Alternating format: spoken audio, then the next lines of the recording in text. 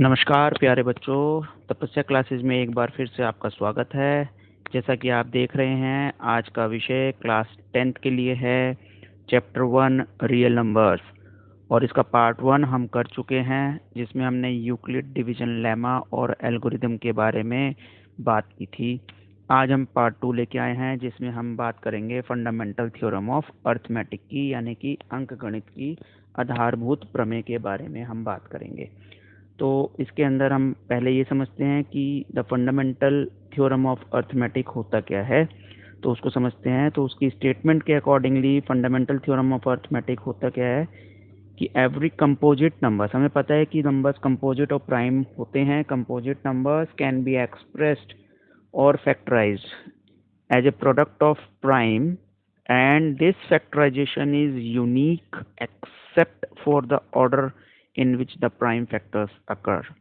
इसका मतलब समझेंगे कि मान लो 140 कोई नंबर है जो कि प्राइम कंपोजिट है, इसको हम प्राइम फैक्टर्स में करेंगे। तो जब हम इसके फैक्टराइजेशन करते हैं, और तो हमने कुछ इस तरह से किया कि 2 इंटू 2 इंटू 5 इंटू 7। ठीक है, कोई दूसरा बच्चा उसके फैक्टराइजेशन करता है तो वो करता है 2 इंटू 5 इंटू 2 इंटू 7। और कोई तीसरा बच्चे का अगर हम कहेंगे तो वो उसको करेगा 7 इंटू 2 इंटू 2 इंटू 5। तो आपने जो ये देखा कि यूनिकनेस क्या है, यूनिकनेस का मतलब है कि पहले बच्चे ने किया उसमें भी 2 बार आया, 5 एक बार आया, 7 एक बार आया। दूसरे बच्चे ने जब फैक्टराइजेशन किया तो उसमें भी 2 बार आया, 5 एक बार आया, 7 एक बार आया। और जब तीसरे बच्चे ने किया तो उसमें भी 2 बार आया, 7 एक बार आया, 5 एक बार आया। ये तो इसकी यूनिकनेस है। जबकि ऑर्डर अलग अलग हो सकता है। पहले बच्चा 2 2 5 7 लाया, दूसरा बच्चा 2 5 2 7 लाया, तीसरा बच्चा 7 2 2 7 5 लाया। तो इस तरह से ऑर्डर वो अलग हो सकता है इसके अंदर। तो this is the fundamental theorem of arithmetic. Hindi में जब हम इसकी बात करते हैं तो हिंदी में जब इसको बोलते हैं अंकगणित की आधारभूत प्रमेय। अंकगणित की आधारभूत प्रमेय का मतलब होता है प्रत्येक भाज्य संख्या को अभाज्य संख्याओं के एक गुणनफल के रूप में व्यक्त या गुणनखंडित किया जा सकता है, तथा यह गुणनखंडन अभाज्य गुणनखंडों के आने वाले क्रम के बिना अद्वितीय है। स्टेटमेंट याद करनी जरूरी इसलिए हो जाती है, कई बार क्वेश्चन में सीधा सीधा 1 मार्क्स में पूछ लिया जाता है कि इसकी स्टेटमेंट आप बताइए कि क्या है। तो इसका एग्जाम्पल वही 140 लिया है मैंने, 2 इंटू 2 इंटू 5 इंटू 7, 2 गुणा 2 गुणा 5 गुणा 7। दूसरा बच्चा करता है 2 गुणा 5 गुणा 7 गुणा 2, और तीसरा बच्चा करता है 7 गुणा 2 गुणा 5 गुणा 2। तो क्रम अलग अलग हो सकता है, लेकिन गुणनखंड जो है वो एक जैसे ही आएंगे। अब इसके क्वेश्चंस के बारे में बात करते हैं, कुछ किस तरह के क्वेश्चंस हमारे पास आ सकते हैं। तो पहला तो बड़ा सिंपल क्वेश्चन है कि कोई नंबर दे देगा आपको और उसको कहेगा कि आप इसको प्रोडक्ट ऑफ प्राइम नंबर में एक्सप्रेस कीजिए, यानी कि गुणनखंड अभाज्य गुणनखंड में व्यक्त कीजिए किसी संख्या को। तो मान लो 156 आया, उसके गुणनखंड करने शुरू किए, पहले 2 से डिवाइड किया 78 आया, फिर 78 को 2 से डिवाइड किया तो 39 आया, फिर 39 को 3 से डिवाइड किया तो 13 आ गया। तो इस तरह से मेरा अभाज्य गुणनखंड कंप्लीट हो गया, और मैं उसको इस तरह से लिख दूंगा 2 गुणा 2 गुणा 3 गुणा 13, और अंत में मैं इसको इस तरह से लिख दूंगा 2 कितनी बार आया, 2 बार आया तो 2 की घात 2, 3 कितनी बार आया, 1 बार आया, 3 की घात 1, और 13 की घात 1। इस तरह से मैंने इसको लिख दिया। एक और एग्जाम्पल ले लेते हैं, इसी से मिलता जुलता बड़ा नंबर ले लेते हैं। 3825 लिया, उसके हमने फैक्टर्स बनाने शुरू किए। अब ये 2 से तो जाएगा नहीं, तो हम 3 से ट्राई करते हैं। 3 से ये गया तो 1275 हो गया। फिर 3 से किया तो 425 आया। अब 3 से नहीं होगा, 5 से कर लिया। जब 5 से किया तो 85 आ गया। फिर 5 से किया तो 17 आ गया। तो इस तरह से हमारा इसका जो गुणनखंड जो प्राइम फैक्टराइजेशन हुआ वो 3 इंटू 3 इंटू 5 इंटू 5 इंटू 17, यानी कि 3 कितनी बार आया, 2 बार, 5 कितनी बार आया, 2 बार, 17 कितनी बार आया, 1 बार। तो इस तरह से हमने इसको रिप्रेजेंट करना सीख लिया। अब अगला क्वेश्चन क्या बन सकता है इसके अंदर, अगला क्वेश्चन, यस देखिए question, find the HCF and LCM by prime factorization method, यानी कि अभाज्य गुणनखंड विधि से महत्तम समापवर्तक और लघुत्तम समापवर्त्य ज्ञात कीजिए। अब जब हम प्राइम फैक्टराइजेशन मेथड से करते हैं तो पहले हमने यूक्लिड डिवीजन लेमा से भी एचसीएफ निकालना सीखा था, वो भी क्वेश्चन बहुत इंपॉर्टेंट है। और इसके अंदर भी बहुत इंपॉर्टेंट है, फैक्टराइजेशन करेंगे 26 के फैक्टराइजेशन किए 2 × 13 2 की पावर 1 13 की पावर 1, ऐसे 91 को किया 17 × 13 7 to the power 1 13 × the power 1। ठीक है, अब हम देखते हैं पहले what is the meaning of HCF।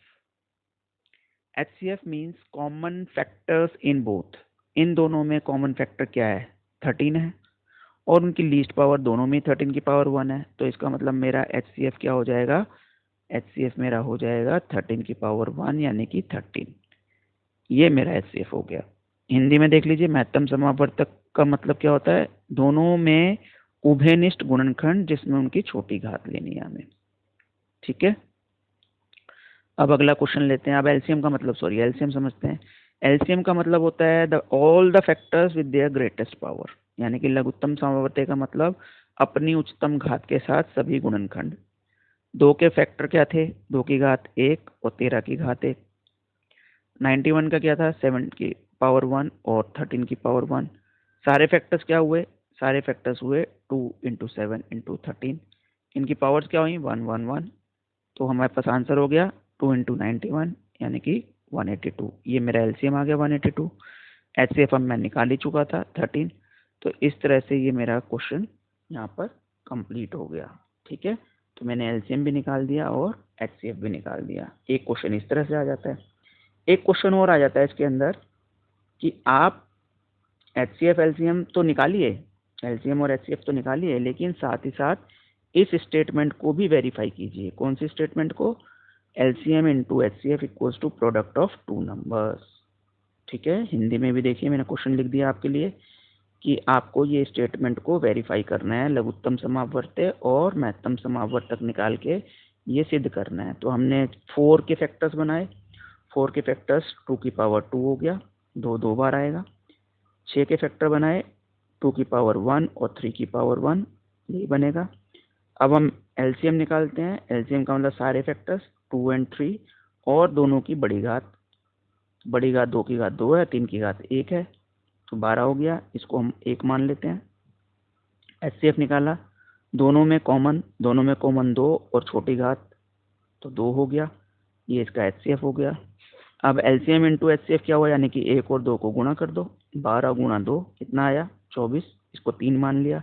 अब दोनों नंबर क्या हैं 4 और 6, इनको गुणा किया, 4 और 6 क्या हुआ 24, इसको 4 मान लिया। अब 3 और 4 को देखो, दोनों ही 24 आ गए, आंसर हमारे 24 आ रहा है, दोनों का ही आंसर 24 आ रहा है। तो हमारी स्टेटमेंट प्रूफ हो गई क्या, 3 और 4 से क्या हो गया, LCM × HCF equals to product of 2 number. तो ये एक और क्वेश्चन था जो कि इस तरह के इस चैप्टर में से बन जाता है हमारा, बड़ा आसान क्वेश्चन है।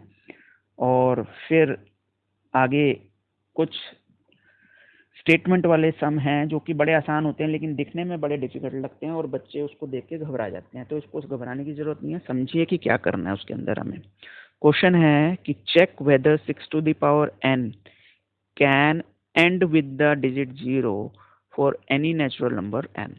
ठीक है, ये हमारे पास एक चेकिंग करनी है कि क्या 6 की पावर n जो है वो 0 पर एंड होगा, यानी कि उसके यूनिट प्लेस पे 0 आएगा या नहीं आएगा। हिंदी में देख लें क्या क्वेश्चन है, इंग्लिश में ही है, पहले इंग्लिश में सॉल्व कर लेते हैं। अब समझना ये है कि यूनिट प्लेस पे 0 आएगा कब, यूनिट प्लेस पे 0 जब आएगा जब हम उसके प्राइम फैक्टराइजेशन में देखेंगे कि 2 और 5 दोनों आ जाए। 2 × 5 क्या होता है 10 होता है ना, इसलिए 2 और 5 दोनों आए फैक्टर्स।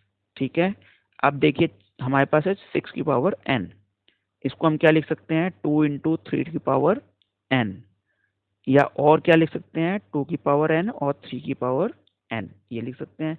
ये हमारे फैक्टर्स कंप्लीट हो गए, यानी कि 2 कितनी बार आ सकता है और 3 भी कितनी बार आ सकता है डिपेंडिंग ऑन n। अगर n 3 है तो 2 भी 3 बार आएगा और 3 भी 3 बार आएगा, लेकिन 5 नहीं आएगा इसमें। जब इसमें 5 नहीं आएगा तो 2 तो है लेकिन 5 नहीं है, इसका मतलब ये 0 पे खत्म नहीं होगा। तो therefore 6 to the power n does not contain 5 as a factor. Statement लिखनी है बस हमें, स्टेटमेंट लिखनी आनी चाहिए हमें, और फिर हम लिख देंगे hence 6 to the power n can never end with the digit 0 for any natural number n। हो गया हमारा क्वेश्चन कंप्लीट। 3 नंबर का क्वेश्चन आएगा, 4 लाइनों में ये क्वेश्चन कंप्लीट हो जाएगा। तो उतना ही आसान है जितना कि डिफिकल्ट लग रहा है। हिंदी में भी इसकी एक बार बात कर लेते हैं कि जांच कीजिए कि क्या किसी प्राकृतिक संख्या n के लिए 6 की घात n का अंत 0 पर होगा। तो हम जानते हैं कि किसी भी संख्या का अंत 0 पर होता है तो उसके अभाज्य गुणनखंड में 2 तथा 5 का होना आवश्यक है। अब हम 6 की घात n को जब हम फैक्टर बनाते हैं तो 2 गुणा 3 की घात n होता है।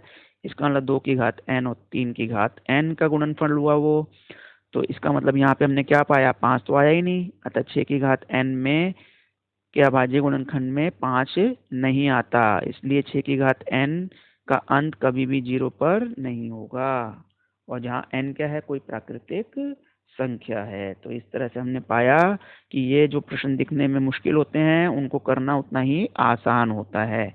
तो इसको बस लिखना है, स्टेटमेंट लिखने हैं, 3 नंबर में ये क्वेश्चन आ जाता है हमारा। अब लास्ट एक और क्वेश्चन कर लेते हैं।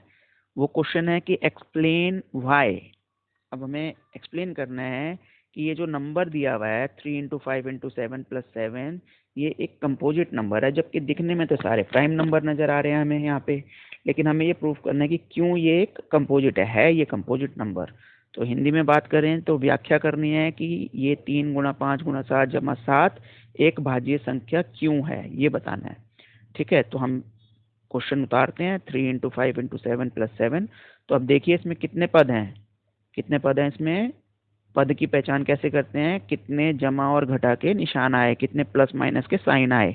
तो यहाँ पे कितने साइन आ रहे हैं, एक ही साइन आ रहा है प्लस का। तो कितने पद हो गए, 2 पद हो गए, 2 टर्म्स हैं इसके अंदर।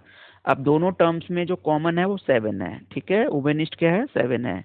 तो 7 जब हम कॉमन लेंगे तो ब्रैकेट में क्या बचा, 3 इंटू 5 इंटू 1 प्लस 1। ठीक है, नेक्स्ट स्टेप में क्या किया हमने, 7 ब्रैकेट 15 प्लस 1, तो 7 इंटू 16। अब हमने जो एक्सप्रेशन जो हमें दिया हुआ था, जो नंबर था, वो किसके बराबर आ गया, दो संख्याओं के गुणनफल के बराबर, यानी कि प्रोडक्ट ऑफ टू नंबर्स के बराबर आ गया।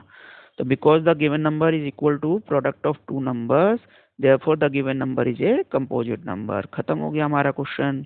मुश्किल लग रहा था लेकिन कितना आसान है। हिंदी में क्या लिखेंगे, क्योंकि दी हुई संख्या दो संख्याओं का गुणनफल है, अतः दी हुई संख्या एक भाज्य संख्या है। तो हमने देखा कि ये चैप्टर बहुत ही आसान है।